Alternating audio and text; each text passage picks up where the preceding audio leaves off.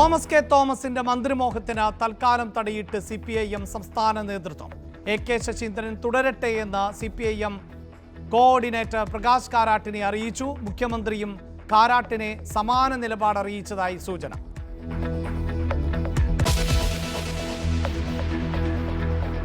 ക്ഷേമ പെൻഷൻ അനധികൃതമായി കൈപ്പറ്റിയ ഉദ്യോഗസ്ഥർക്കെതിരെ നടപടി ആരംഭിച്ച സർക്കാർ.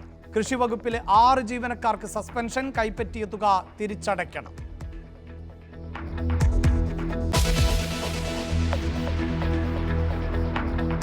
കശ്മീരിൽ ഏറ്റുമുട്ടൽ, കുൽഗാമിൽ 5 ഭീകരരെ വധിച്ചു.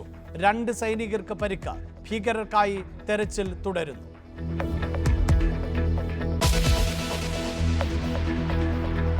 അംബേദ്കർ പരാമർശത്തിൽ അമിത്ഷായ്ക്കെതിരെ പ്രതിപക്ഷ പ്രതിഷേധം തുടരും.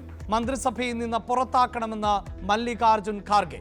പ്രസംഗത്തെ കോൺഗ്രസ് വളച്ചൊടുക്കുകയാണ് എന്ന് BJP. കേരളത്തിലും പ്രതിഷേധം. ജില്ലാ കേന്ദ്രങ്ങളിൽ അമിത്ഷായുടെ കോലം കത്തിക്കാൻ കോൺഗ്രസ്.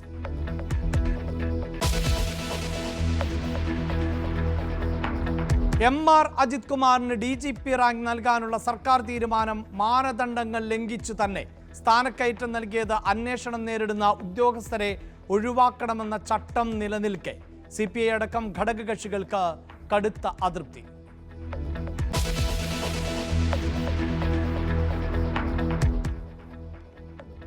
AG's ഓഫീസിന്റെ മതിൽ, നമ്മളിപ്പോൾ ഈ ദൃശ്യങ്ങളിലുള്ള ഈ ഭാഗത്താണ് ഏറ്റവും അധികം ഫ്ലക്സ് ബോർഡുകൾ സാധാരണ ഉണ്ടാകാറുള്ളത്. രാജഭരണകാലത്തെ, ബ്രിട്ടീഷ് ഭരണകാലത്തെയൊക്കെയുള്ള മനോഹരമായ ഒരു കെട്ടിടമാണ്. ആ കെട്ടിടത്തിന്റെ ഈ ഭാഗം ഇപ്പോഴാണ് എത്രയോ മാസങ്ങൾക്ക് ശേഷം പക്ഷേ ഇവിടെ നിന്നാൽ നമുക്ക് കാണാനാകുന്നത്. പൊതുനിരത്തിലെ ഫ്ലക്സ് ബോർഡുകൾ നീക്കണമെന്ന ഹൈക്കോടതി നിർദ്ദേശം നടപ്പിലായോ? ഹൈക്കോടതി സമയം അവസാനിച്ചപ്പോൾ സ്ഥിതി എന്ത്? News 18 അന്വേഷണം.